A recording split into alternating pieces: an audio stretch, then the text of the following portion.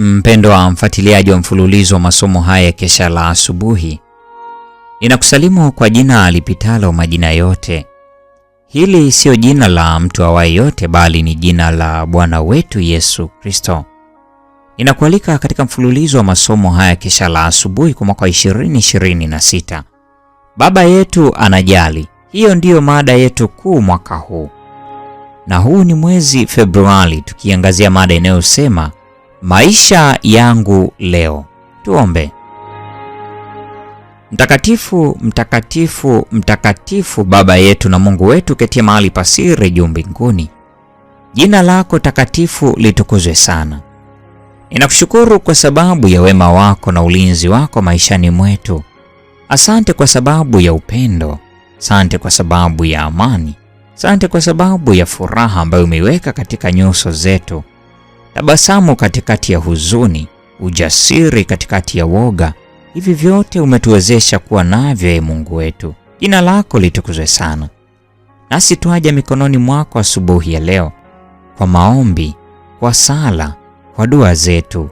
Ukasikie na ukajibu sawasawa na mapenzi yako katika jina la Yesu. Amina. Leo ni Februari 3, mada ikisema Biblia huzalisha maisha mapya. Imejengeka katika kitabu cha Petro wa kwanza sura ile ya kwanza aya ya 23.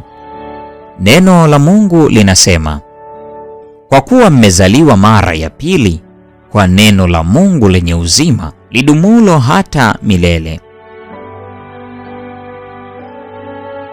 Mapenzi ya Mungu yamefunuliwa katika Biblia. Kweli za neno la Mungu ni matamko ya Mungu. Yeye ayafanyaye maneno haya ya ukweli kuwa sehemu ya maisha yake, anakuwa kiumbe kipya kikamilifu. Maneno nami nitawapa ninyi moyo mpya yanamaanisha nitawapa akili mpya. Badiliko la moyo daima linafuatiwa na uelewa wazi wa wajibu wa Mkristo, kuuelewa ukweli. Yeye ambaye anayapatia maandiko umakini wa karibu kwa maombi mengi atapata ufahamu wazi na kuwa na maamuzi mazuri. Kana kwamba katika kumgeukia Mungu alikuwa amefikia kiwango cha juu sana cha akili. Biblia ina kanuni ambazo ziko kwenye msingi wa ukuu wote wa kweli, ustawi wote wa kweli, iwe kwa mtu binafsi au kwa taifa. Taifa ambalo linatoa nafasi wazi kwa ajili ya kuenezwa kwa maandiko hufungua njia kwa akili za watu wake kukua na kupanuka. Usomaji wa maandiko husababisha nuru kung'aa gizani. Uchunguzi wa neno la Mungu hutoa kweli zitiazo uzima katika maisha ya wale wanaotii mafundisho yake. Kutakuwa na mkondo wa furaha ambao utawabariki wote wanaokutana nao. Maelfu wameteka maji kutoka kwenye kisima hiki cha uzima na bado hakuna kupungua kwake. Maelfu wamemtanguliza Bwana mbele yao, na kwa kumtazama wamebadilishwa na kufanana naye. Mioyo yao huamshwa ndani yao wanapozungumza juu ya tabia yake, wakisema kile Yesu alicho kwao na vile walivyo kwa Kristo. Maelfu zaidi wanaweza kujihusisha katika kazi ya uchunguzi wa siri za wokovu. Kila uchunguzi mpya utafunua kitu fulani kinachovutia zaidi kuliko ambavyo kimewahi kufunuliwa. Hii ni Februari 3 mwaka wa 2026, mada ikisema Biblia huzalisha maisha mapya. Na kwa nukta hiyo ndio tunakuwa tumefikia tamati ya tafakari ya mada hii siku ya leo. Neema ya Bwana wetu Yesu Kristo, pendo la Mungu na ushirika wa Roho Mtakatifu dumu kwa pamoja nasi sasa na hata milele. Amina.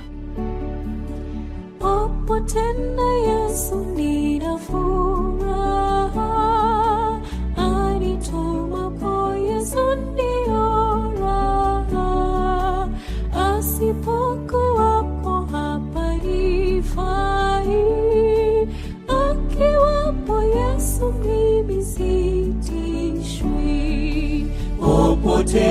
popote sina mashaka, popote na Yesu naweza kwenda. Popote sina mashaka, popote na Yesu naweza kwenda.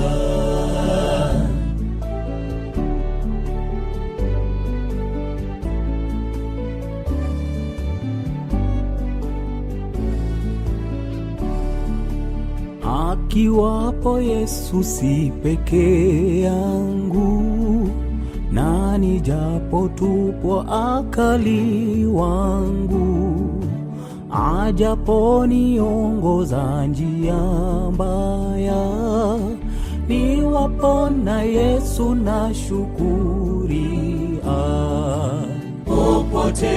Popote sina mashaka, popote na Yesu naweza kwenda.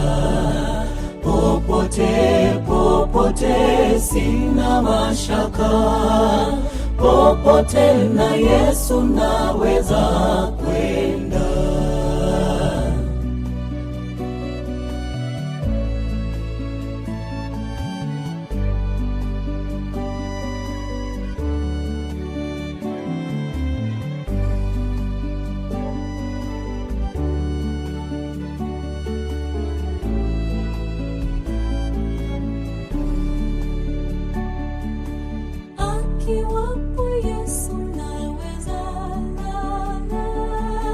Naweza pumzika hata kiyama, kisha nitakwenda kwake milele. Akiwapo Yesu furaha tele. Popote sina mashaka, popote na Yesu naweza kwenda. Popote sina mashaka, popote na Yesu naweza kwenda. Popote sina mashaka, popote na Yesu naweza kwenda.